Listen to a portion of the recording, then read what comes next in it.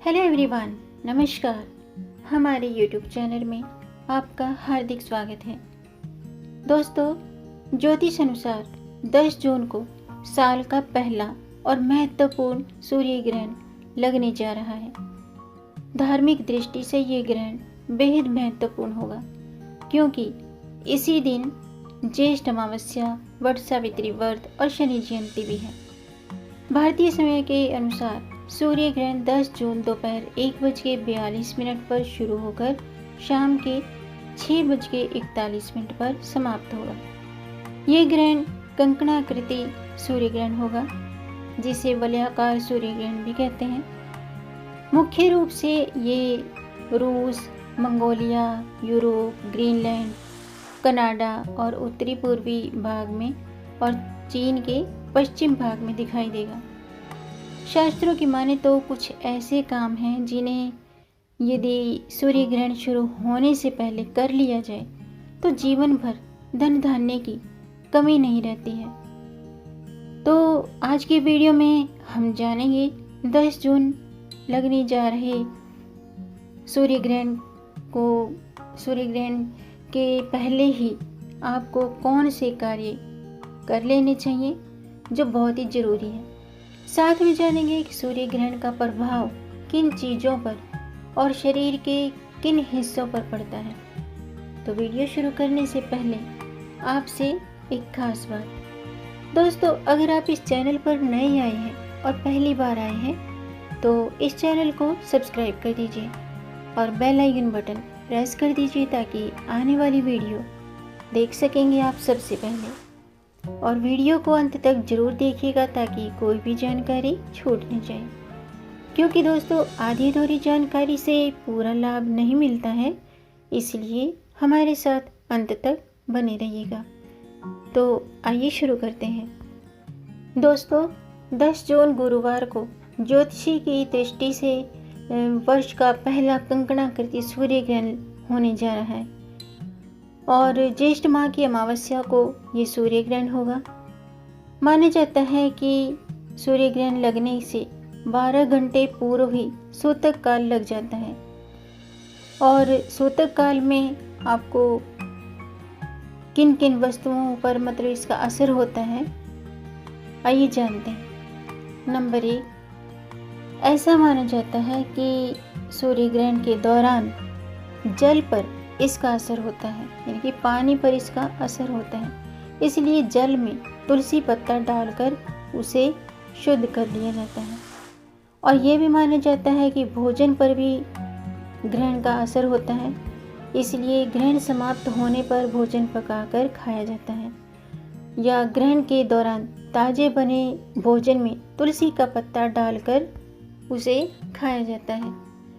और ऐसा भी माना जाता है कि ग्रहण के दौरान भोजन करना भी नहीं चाहिए और भोजन पकाना भी नहीं चाहिए। इस दौरान पाचन शक्ति कमजोर होती है और जठराग्नि मंद पड़ जाती है।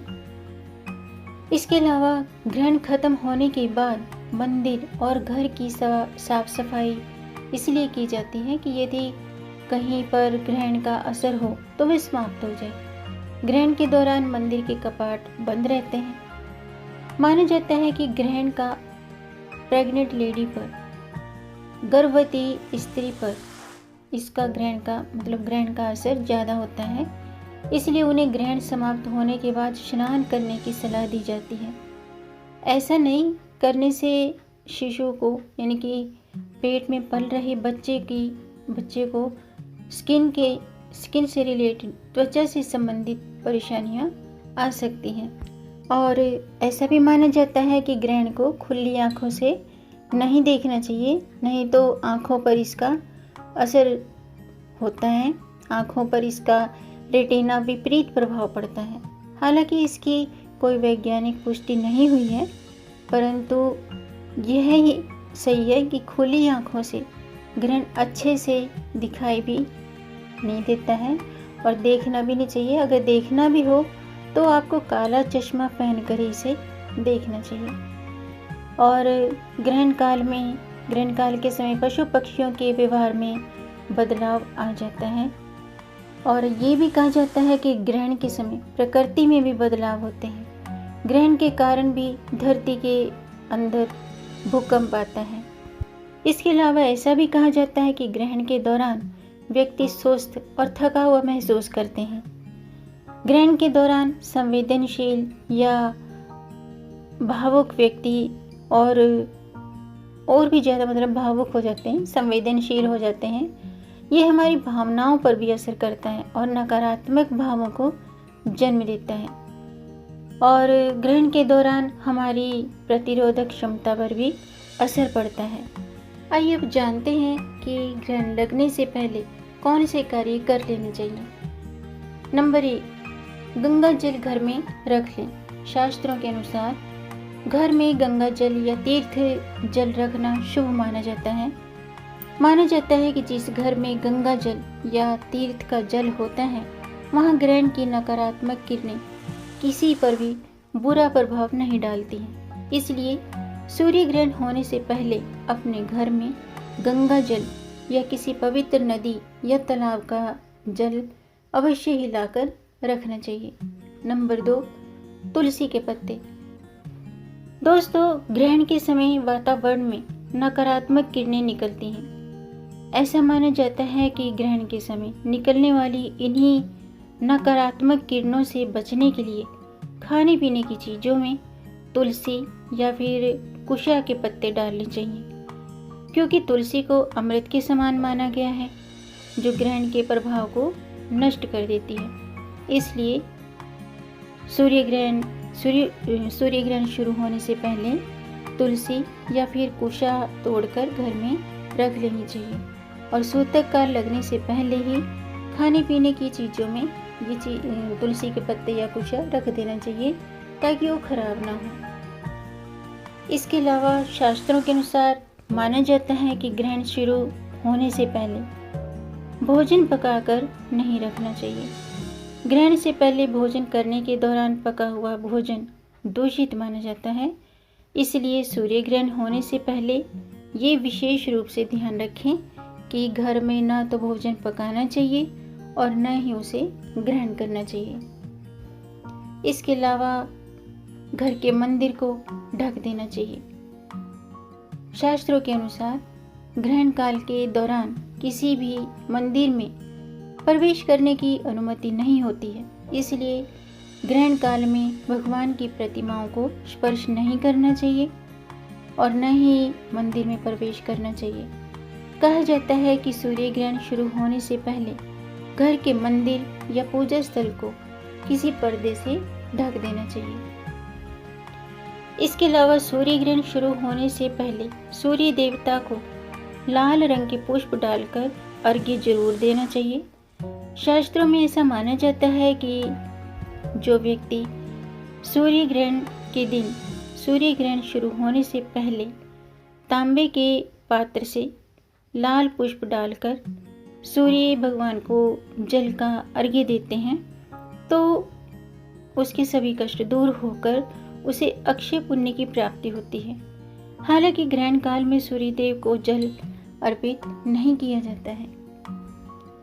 इसके अलावा दोस्तों, ऐसा माना जाता है कि ग्रहण के बाद दान पुण्य जरूर करना चाहिए, क्योंकि ग्रहण के पश्चात किए गए दान से सामान्य दिनों में किए गए दान की उपेक्षा कई गुना पुण्य प्राप्त होता है। ऐसा करने से घर में सुख समृद्धि आती है। ध्यान रखें कि सूर्य ग्रहण समाप्त होने के बाद आप जो भी चीज़ें दान करना चाहते हैं उसे ग्रहण के सूतक लगने से पहले ही घर ले आएं, आपको ग्रहण के संपूर्ण शुभ फल प्राप्त हो सके। इसलिए पहले ही सामान जो भी आप दान करना चाहते हैं वो चीज़ें पहले ही लाकर रख लेनी चाहिए। इसके अलावा ग्रहण शुरू होने से पहले इस बात का भी खास ख्याल रखना चाहिए कि किसी भी तरह की पूजन सामग्री पूजा के लिए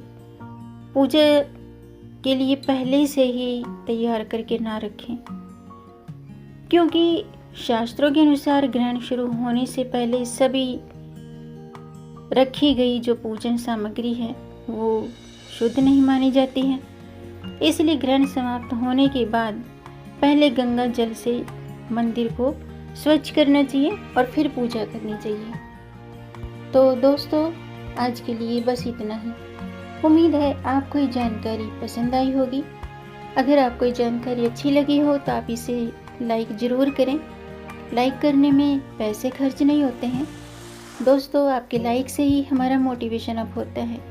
इसलिए आप लाइक करने में कंजूसी ना करें और इस जानकारी को आगे बढ़ाकर ज़्यादा से ज़्यादा शेयर कर दीजिए। हो सकता है आपके द्वारा शेयर करने पर इस जानकारी से किसी का भला हो जाए। और अगर आपका कोई प्रश्न है या कोई सुझाव है तो कमेंट बॉक्स में ज़रूर लिखिएगा। मेरे चैनल को सब्सक्राइब ज़रूर कीजिएगा ताकि आने वाली वीडियो देख सकेंगे आप सबसे पहले। और वीडियो को अंत तक देखने के लिए आपका बहुत बहुत धन्यवाद। मिलेंगे नई जानकारी के साथ, तब तक आप खुश रहें, स्वस्थ रहें, अपना ख्याल रखें और अपनों का भी ख्याल रखिएगा। जय श्री हरि, हर हर महादेव।